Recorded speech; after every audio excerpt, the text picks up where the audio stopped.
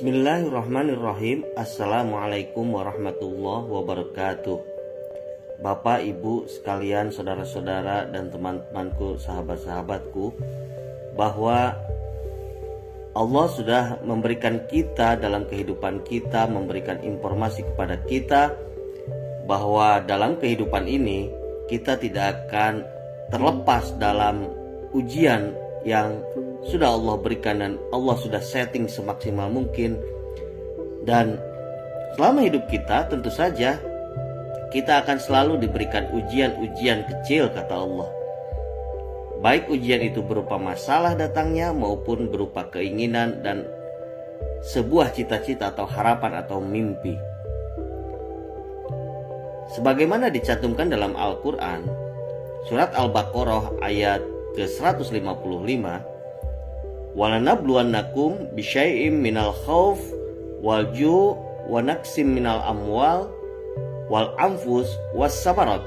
Jadi dalam kehidupan ini, teman-temanku, akan Allah uji dengan sedikit. Di sana disebutkan walanabluwannakum bisyai'im. Nah, selama hidup dalam kehidupan kita akan diuji dengan 4 perkara. Dan 4 perkara itu kata Allah minal khauf, hanya sedikit saja rasanya, hanya sedikit ujian itu. Apa saja? Ada 4. Yang pertama minal khauf wal ju', atau sedikit rasa takut lapar. Tidak ada makanan atau panen gagal segala macam. Kita sudah berusaha, ternyata tidak ada hasilnya. Itu hanya sedikit ujian, kata Allah. Minal khauf wal ju', hanya sedikit rasa takut dari lapar tersebut. Terus apalagi yang kedua? Yang kedua adalah minal khauf wa naqsim minal amwal. Minal khauf wa naqsim minal amwal, ini sedikit rasa takut dari kurangnya harta.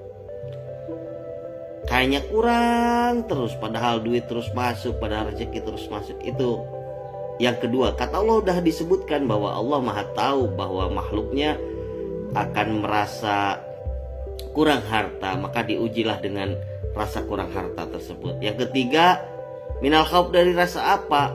Wal anfus, dari sedikit takut kehilangan jiwa atau kematian segala macam. Apa kita sudah merasa takut dengan kematian yang akan datang, yang pasti akan datang? Diberi rasa sakit, penyakit, galau dan semacamnya. Dan yang terakhir, yang keempat, wassamarot, dengan sedikit rasa takut dari kurangnya buah-buahan. Buah-buahan itu apa? Yang namanya buah itu sebuah mimpi, sebuah target kehidupan. Yang kita punya, yang jomblo pinginnya menikah, yang punya hutang pinginnya lunas, yang sekolah pinginnya lulus, yang lulus pinginnya mendapatkan universitas yang favorit, yang terhebat, yang sudah kuliah pinginnya kerja, dapat perusahaan yang bagus untuk tempatnya bekerja, yang dipikirannya untuk mendapatkan sebuah jaminan dalam kehidupan. Begitu juga yang rumah tangga pinginnya harmonis. Semuanya pinginnya baik-baik saja dan semuanya pingin happy. Dan sebenarnya tujuan daripada diciptakan manusia itu cuma satu, kata Allah. Tujuan yang paling utama diciptakan manusia itu cuma satu pada awalnya. Lalu apa sih tujuan yang sebenarnya? Hanya untuk bersenang-senang dan untuk dimuliakan. Kita bisa lihat Nabi Adam bahwa diciptakan untuk bersenang-senang dan untuk dimuliakan, sehingga makhluk yang lain diperintah oleh Allah untuk bersujud ke Nabi Adam. Sebagaimana dalam Al-Quran surat Al-Baqarah, kabarkan dalam surat Al-Baqarah ayat 35, Bismillahirrahmanirrahim, wa qulna ya adamuskun anta wa zawjukal jannah wa kula minha ragadan haitsu syi'tuma wa la taqrabu hadhihi sajarata fatakuna minadh dhalimin. Wa qulna ya adamu, hai Adam,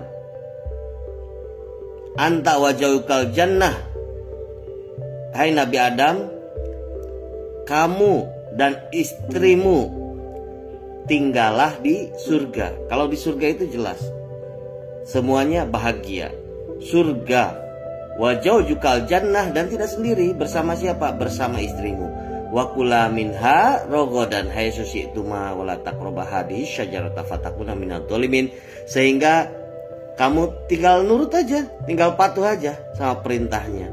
Dan itu awal mula diciptakannya atau tujuannya diciptakan manusia, bahwa Nabi Adam sebagai bapak kita semua diciptakan Allah untuk tinggal di surga dan untuk bersenang-senang dan dimuliakan. Karena di surga itu tempatnya bersenang-senang dan tempatnya dimuliakan. Pengen apa? Celing tinggal minta. Mau spaghetti, celing datang spaghetti. Hingga di sana pun tidak sendiri. Bersama siapa? Kata Allah, di sana kamu bersenang-senanglah bersama istrimu untuk tinggal di surga. Begitupun dengan kita. Sebenarnya tujuan kita diciptakan Allah adalah untuk bersenang-senang dan dimuliakan, untuk tinggal di surga. Namun kata Allah, hati-hati kamu dengan sebuah larangan dari Allah. Jangan pernah dekati. Dan itu dosa. Dosanya apa? Ketika Nabi Adam melakukan dosa, maka Allah turunkan ke bumi. Begitupun dengan kita. Kalau kita berhati-hati dari dosa, maka kita bisa merasakan surga tersebut. Jadi Allah datangkan ketika kita berdosa, datangkan ujian tersebut untuk membersihkan dosa. Jadi ujian itu seperti tadi dikatakan dalam ayatnya, wa nabluwanakum bisyai'im minal khauf wal ju' wa naqsi minal amwal wal anfus was samarot. Itu sebagai ujian kita untuk membersihkan dosa. Yang jadi pertanyaan, apa dosanya yang harus kita tobati? Apa dosanya? Itu yang jadi pertanyaan kita.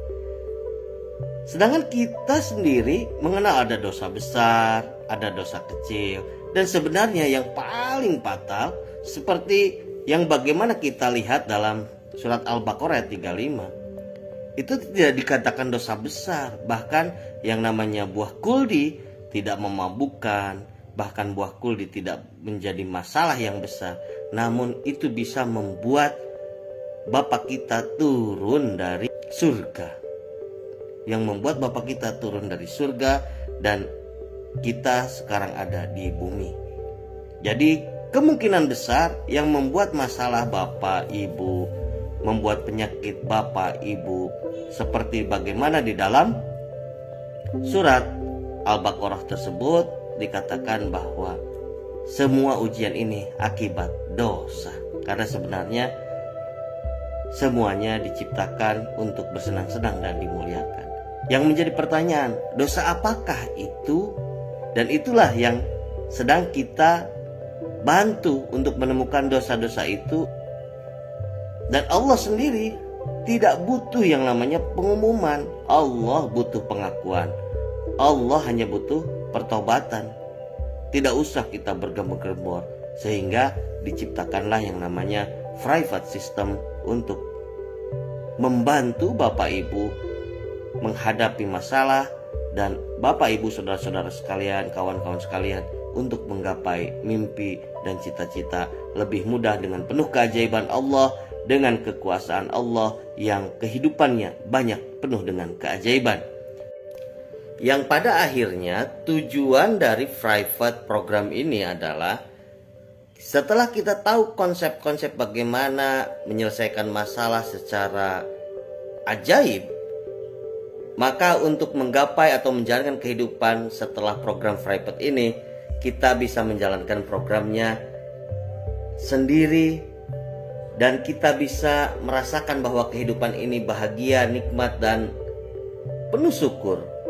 Bahwa selama hidup ini kita pasti punya masalah, tapi tidak masalah dalam menyelesaikannya, dalam kehidupannya. Jadi semua masalah tidak menjadi masalah.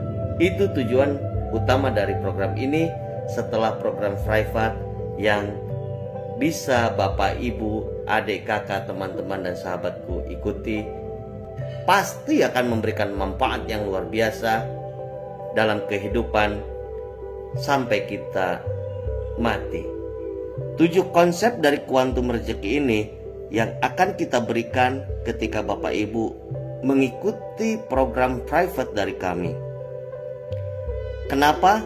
Karena kami mempunyai miracle mesin yang sudah berjalan sehingga Bapak Ibu bisa menyelesaikan masalah Bapak Ibu dengan bantuan Allah Subhanahu wa taala, dengan konsep yang sudah kami lakukan, sudah kami jalankan, dan alhamdulillah sudah banyak yang bisa tertolong, sudah banyak manfaat yang bisa dilakukan dan dikerjakan sehingga mendapatkan sesuatu dalam kehidupan ini dengan tujuan awal sebagai manusia diciptakannya untuk bersenang-senang dan dimuliakan. Bagaimana miracle system itu bekerja? Maka kita semua adalah masuk dalam gerbang keajaiban Allah Subhanahu wa taala untuk menggapai mimpi-mimpi kita, masa depan kita, bahkan menyelesaikan masalah-masalah kita. Untuk itulah semoga program ini menjadi manfaat yang luar biasa untuk semua makhluk, terutama manusia-manusia yang ingin mendekat lagi kepada Allah Subhanahu wa taala. Barakallahu fiik, summa salam. Assalamualaikum warahmatullahi wabarakatuh.